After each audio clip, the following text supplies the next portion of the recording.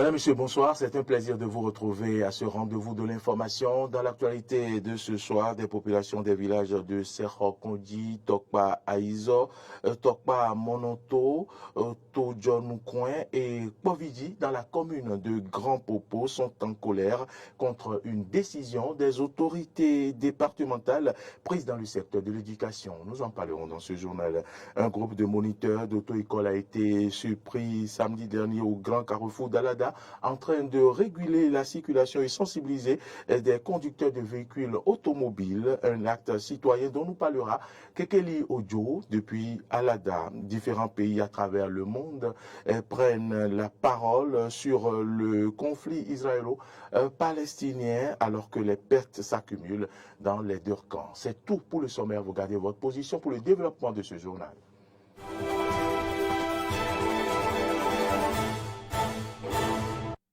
Merci à toutes et à tous de nous préférer. Bienvenue. Comme je l'ai annoncé en titre en bref, des populations des villages de Serhokondi, Tokpa Aizo, Tokpa Mononto, Tojonoukouen et Povidi dans la commune de Grand Popo sont en colère contre une décision des autorités départementales prises dans le secteur de l'éducation. Selon les informations, le transfert des élèves des classes de la seconde A et de la première A du CEG Povidi au CEG Adjara serait à l'origine du mécontentement des manifestants.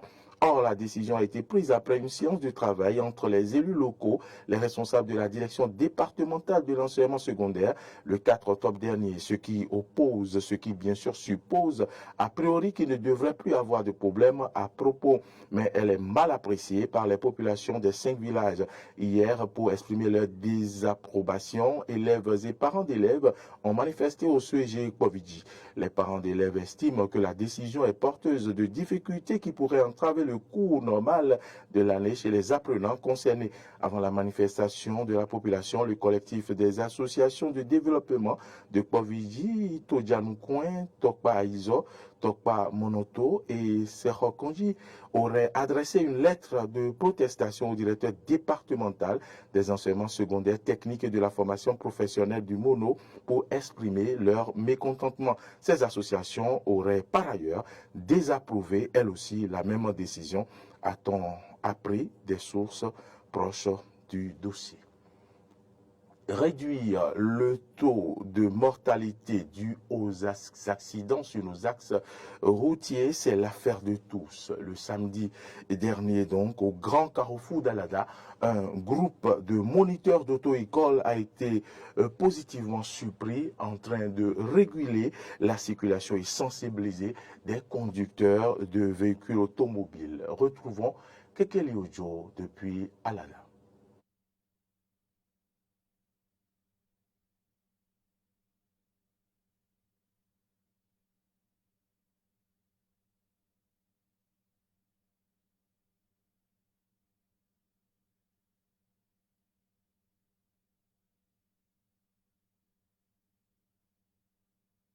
Un petit souci avec cet élément, nous y reviendrons vers la fin de cette édition. Réalisée il y a un peu plus d'une dizaine d'années, l'état actuel du pont de Djonou, situé à Godomé dans la commune d'Abomey-Calavi, inquiète les usagers de la route. Un triste constat qu'il dénonce dans ce reportage de Carlo François Ngwele-Rinton.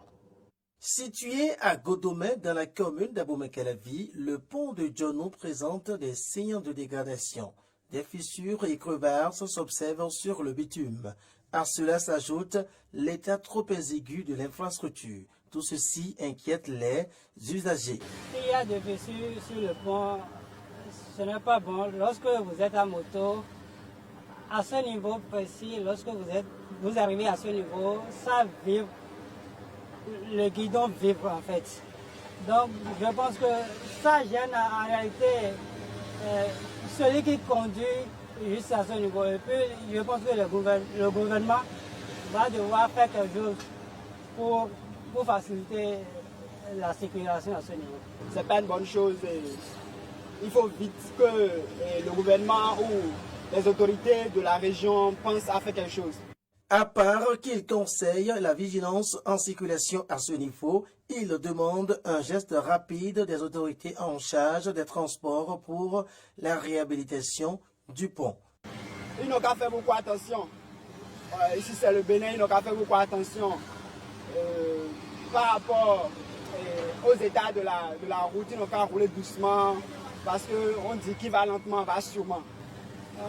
Aux usagers, je dirais que il faut qu'il y ait la vigilance.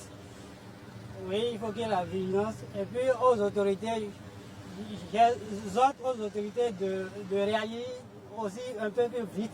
Puisque l'État est comme ça maintenant il y a un peu longtemps. Comme on le dit, on ne sait jamais, donc le mal peut arriver à tout moment. Vivement qu'une solution soit trouvée dans les tout prochains jours, car l'état actuel de la voie constitue un grand risque pour les motocyclistes, les véhicules et surtout les gros porteurs qui transportent des marchandises du port de Cotonou vers les pays de l'Hinterland. Restons à Godomè où il est impossible aujourd'hui de circuler dans certaines voies de la rue passant par le centre Jean Pléa à la rue de l'ancien ministre des Finances Paul Dessous. Les voies sont dégradées et cela n'est pas sans conséquence sur la vie économique et sur celle des usagers. Arthur Wendo est allé sur le terrain. Suivez son reportage. Entre pièges à hommes et dénivellement, les usagers des voies de Godomè sont soumis à un véritable parcours de combattants. Notre voie là, vraiment, c'est pénible. C'est trop difficile à traverser. Et voilà que c'est une déviation. Voilà, notre déviation n'est pas praticable, du tout pas. Parce qu'il y a l'eau qui dérange et il y a encore les caillasses qui nous dérangent beaucoup. Et passer là, c'est difficilement. Même si la pluie tombe aussi là, l'eau là, c'est trop. On va parler là, on va passer là, c'est difficile. Là-bas, c'est gâté, c'est trop gâté. Et qu'on passe avec la moto pour passer par ici là. La moto là, la voie là, c'est pas bon.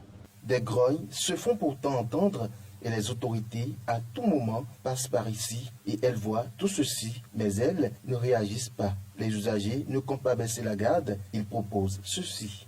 Au CQ, au CA, au maire, bon, de plaider notre cas. Il va venir regarder la voie, il va dire les gens qui sont en train de travailler sur la voie, bon, mais les sables.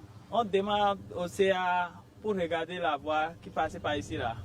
Sinon, la voie qui est là-bas, le goudron là, on bloque là-bas tout le temps. On n'a pas la voie pour passer par là-bas. À cause de ça, on passe par ici. Le camion de sable, on va aller voir là-bas pour passer. Sinon, là-bas, là, c'est pas bon. En tout état de cause, il urge que ces rues soient remises en état afin de permettre à la population de vaquer librement à ses occupations. Vous le savez, la Cour d'appel de Cotonou a servi de cadre pour la cérémonie d'audience solennelle de la rentrée judiciaire des cours d'appel et des tribunaux au titre de l'année 2023-2024. C'était hier, retour sur cette rentrée judiciaire. Étaient conviés à cette audience solennelle le président, procureur général et conseiller de la Cour suprême, les avocats du barreau béninois, les présidents des cours et tribunaux, des chambres des notaires, huissiers et commissaires-priseurs, les présidents des juridictions et procureurs de la République, les membres de la compagnie judiciaire, les responsables des confessions religieuses et autorités politico-administratives. Cette rentrée judiciaire vise à exposer au garde des Sceaux le fonctionnement de la justice au cours de l'année écoulée, lui présenter des doléances et annoncer des perspectives d'action pour la nouvelle année. À la Cour d'appel de Cotonou, l'année judiciaire 2022-2023 s'est achevée avec un effectif de 12 magistrats, dont le président de la Cour. 12 magistrats, 11 conseillers et le président. Et 2 au parquet général, le procureur général et son substitut général. La Cour était animée au cours de cette période par 11 greffiers. Le chef de l'État, Patrice Talon, et son gouvernement ont fourni beaucoup d'efforts afin de mieux équiper le secteur judiciaire. Ces efforts ont été reconnus par Justin Benamentor, qui n'a pas manqué de remercier le ministre garde des Sceaux et surtout le président de la République. Monsieur le garde des Sceaux, nous savons que le gouvernement fait tout ce qui est nécessaire pour mieux équiper le secteur judiciaire et mettre les acteurs de la justice à l'abri des besoins. Cet effort du gouvernement s'est accru depuis le 18 avril 2023, date de votre arrivée, et nous n'en voudrions pour preuve l'augmentation substantielle de nos budgets pour l'exercice 2024. Cette rentrée judiciaire est placée sur le thème « Quel leadership pour une gestion efficiente de nos juridictions ?» Un thème très évocateur dont le mot-clé « leadership » retient les attentions. Les qualités nécessaires au leadership sont capitales et indispensables pour l'appareil judiciaire. Au chapitre de ces qualités nécessaires au leadership, je mentionnerai l'exemplarité, le partage et l'humilité. Il est indiscutable que nous enseignons mieux par ce que nous faisons que par ce que nous professons. De même, le commandant qui fait ce qu'il ordonne est sans doute le mieux obéi. Le système judiciaire béninois est confronté à beaucoup de problèmes. Mais ici, au cours de la rentrée judiciaire, la solution a été trouvée pour faire face à ces problèmes afin d'atteindre les objectifs. Nous devions veiller, puisque le thème est d'actualité et de plus en plus. Des séminaires sont animés autour le vœu des dirigeants et en particulier celui du garde des Sceaux, c'est de nous voir emprunter, adopter ces outils de développement, de gestion au niveau de nos juridictions pour pouvoir atteindre des résultats les plus probants, les plus efficients. La rentrée judiciaire 2022-2023 fait suite au colloque sur la modernisation de la justice au Bénin. Un colloque au cours duquel plusieurs recommandations ont été faites pour rendre plus efficace l'administration judiciaire béninoise. Je reprécise donc que nous reviendrons sur cet élément de Kekeli depuis Alada dans nos prochaines éditions. Hors de nos frontières à présent, appel à la désescalade, soutien ambigu et tentative de médiation. Différents pays, bien sûr, différents pays à travers le monde prennent la parole sur le conflit israélo-palestinien alors que les pertes s'accumulent dans les deux camps. Suivez ce reportage. Les États-Unis enverront bientôt 20 à 25 avions de combat F-35 et F-15 supplémentaires au Moyen-Orient pour contenir l'Iran dans un contexte de tension autour de la bande de Gaza. Le but du transfert de combattants est d'empêcher une agression iranienne et l'escalade des hostilités au-delà des frontières israéliennes. Dans un même temps, l'Union européenne suspend les paiements aux Palestiniens d'une valeur de près de 700 millions d'euros et réexaminera leur projet commun à la lumière du conflit avec Israël. Le décret de terreur et de brutalité contre Israël et son peuple est un moment charnière. Il n'est pas possible de continuer comme si de rien n'était. En tant que principal donateur des Palestiniens, la Commission européenne réexamine l'ensemble de son programme de développement d'une valeur totale de 691 millions d'euros. Il faut maintenant établir les fondements de la paix, de la tolérance et de la coexistence. L'incitation à la haine, à la violence et la glorification de la terreur ont empoisonné l'esprit de trop de gens. Il faut agir et il faut le faire maintenant. Le gouvernement du Canada s'est dit prêt à fournir à Israël l'aide nécessaire face à la détérioration de la situation dans la région. C'est ce qu'a annoncé Justin Trudeau, Premier ministre canadien, dans un communiqué publié hier. En France, l'Élysée a réaffirmé son soutien à Israël par la voix de la Première ministre française, Elisabeth Borne. Nous réclamons la libération immédiate des otages et exigeons qu'ils soient traités conformément au droit international. Et nous sommes en contact avec nos partenaires internationaux pour que la paix et la sécurité soient rétablies dans la région. Nous devons tous nous employer à protéger les civils. À nos amis israéliens, les Canadiens sont à vos côtés. Le gouvernement du Canada est prêt à vous aider, car rien ne pourra ébranler notre soutien envers le peuple israélien. Dès hier, par la voix du président de la République, la France a condamné les attaques terroristes menées depuis la bande de Gaza contre Israël. Les Israéliens ont droit à la sécurité. Nous sommes aux côtés des victimes, de leurs familles et de leurs proches. Anthony Blinken s'est entretenu avec les ministres des Affaires étrangères des pays arabes et ont conclu des accords de paix avec Israël, leur demandant de condamner l'offensive du Hamas. Cependant, cette demande du secrétaire d'État américain n'a suscité que peu de réactions.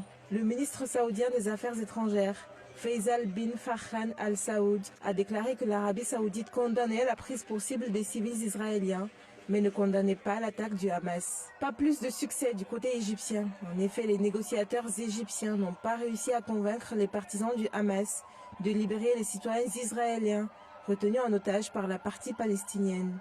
De gros efforts diplomatiques pour tenter d'apaiser la situation, notamment des entretiens téléphoniques entre M. Blinken et ses homologues dans la région, n'ont pas abouti à des résultats immédiats. Les responsables égyptiens ont déclaré de leur côté que leurs négociateurs n'avaient pas réussi à convaincre les factions palestiniennes de libérer les prisonniers blessés israéliens. De son côté, Yuval Wax, un haut responsable de l'ambassade israélienne à Pékin, se montre déçu de la réaction chinoise. En effet, le diplomate israélien a affirmé hier qu'Israël s'attendait à une condamnation plus ferme du Hamas de la part de la Chine, un pays qu'il considère comme ami. Quand des personnes sont tuées, massacrées dans les rues, ce n'est pas le moment d'appeler à une solution à deux États. Dans le même temps, le chef de la Commission de l'Union africaine a appelé à la fin du conflit entre les forces israéliennes et le groupe palestinien Hamas, qui a déjà fait des centaines de morts des deux côtés. Moussa Faki Mahamat a appelé les deux parties à revenir sans condition préalable à la table des négociations pour mettre en œuvre le principe de deux États vivant côte à côte. Mesdames et messieurs, c'est ici que se referme ce journal. Merci de votre fidélité. Nos informations, vous le savez, continuent sur nos différentes plateformes, YouTube, Facebook, Twitter, et sur notre site internet www.benin-eden.tv. Vous pouvez également nous suivre en téléchargeant notre application, c'est Eden TV Diaspora FM, c'est sur Play Store, c'est sur App Store. Vous pouvez également nous suivre via nos différentes plateformes, YouTube, Facebook, Twitter. Bonne suite de le programme et on se retrouve demain quand il sonnera 8h au rendez-vous de Matin d'Eden. Bonsoir.